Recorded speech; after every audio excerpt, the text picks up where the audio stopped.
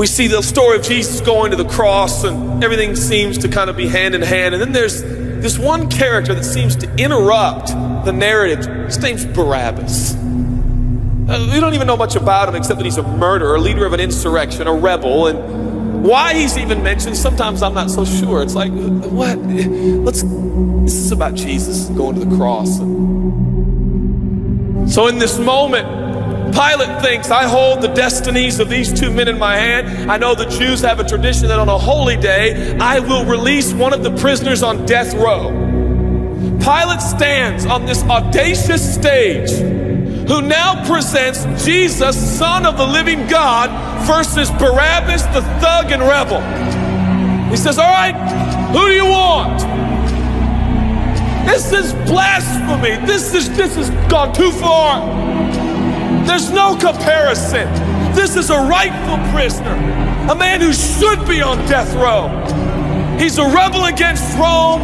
He leads a rebellion. He murders people.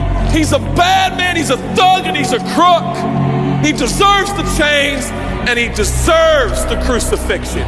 Jesus, what has he done but heal, restore, deliver, set free, open blind eyes, open deaf ears, heal the lame and the leper? What has Jesus done?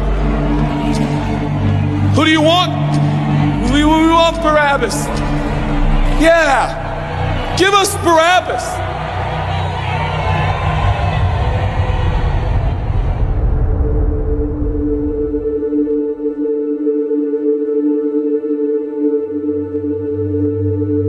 They give us Barabbas. The Roman soldiers come up and they put the key in and they unlock Barabbas from his chains and shackles, and he walks down the platform, welcomed by all of his thug friends. Yeah, the people love me. Yeah, that's right. I don't even know who this Jesus guy is, but all I know is my people love me.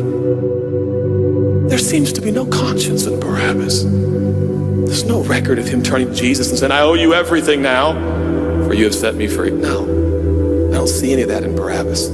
And God knew that. Jesus stood there, silent, for he knew the will of the Father. He said, it's fine, Father. Let him have Barabbas. For Jesus knew that the Father would have to treat Jesus like Barabbas so he could treat Barabbas like Jesus. Barabbas thought it was the people that set him free. No, no, no, no. It was the love of the Heavenly Father. When I look at the story, I realize who Barabbas really is. That's me. That's you. That's us. And I felt, I was reading this the other day, and I felt God speak to me. I love Barabbas. I love him. But God, he's bad, man. I love him. And I wanted him to go free. Didn't you know that he probably would have never acknowledged the free gift? Yeah, but I love Barabbas. For while we were still sinners, Christ died for us. God sent his son for Barabbas, even the one he knew would walk away from Jesus and his free gift and never come back. He loves him. And the nerve, the gall, and the audacity of believers to think, I got saved by grace, but now that I'm in this deep, dark place of bondage, I better work hard to get myself out. What? That's the opposite of the gospel. Are you bound? Are you held under the power of this temptation, this sin? You feel like it's controlling you? What are you going to do? I'm gonna shake myself free. Stop it! No, you won't!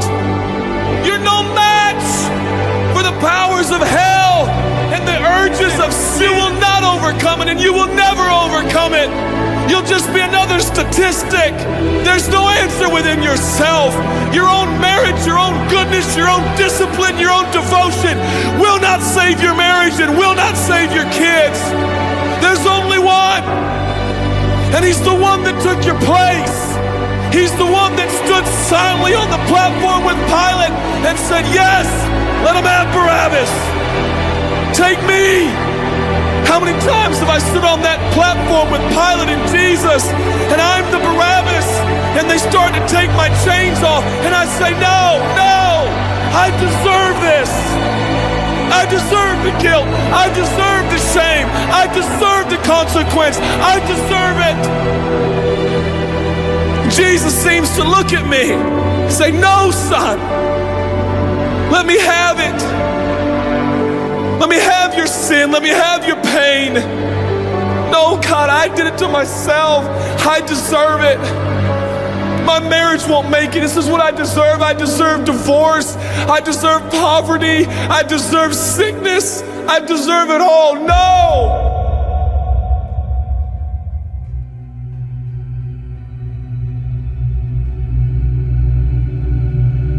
God, I'm so ashamed. Give me your shame.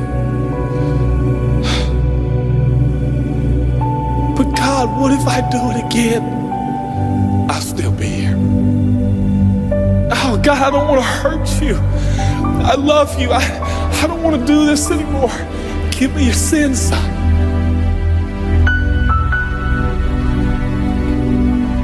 This is all we got. It's all I got. It's all you got. We can play games. We can play church games. We can pretend like some people are better than others and that's why they're blessed, or we can all come to the honest conclusion that it's God. And it's God alone. The greatest challenge is not your discipline, your devotion, your focus. Your greatest challenge is believe in the gospel. Could it be that there's a God with a love so scandalous, so wide, so deep, so vast, so high, so expansive, so welcoming, so inclusive? Let me have your sin, son. Okay. And I give him my sin. And I stand in this empty space of forgiveness and acceptance while Jesus walks off to the cross that I deserve. I see him walking to the post to be whipped. As I stand a free man, all the attention is turned now. And I feel the love of God saying, go, son, live your life. I'll pay the price. Where did we get off thinking that we were gonna set ourselves free? It's still Jesus. It'll always be Jesus. It'll never stop being the power of Jesus. If his blood is sufficient for your salvation, his blood is sufficient to sustain you through every challenge and every sin and every temptation. Jesus is enough.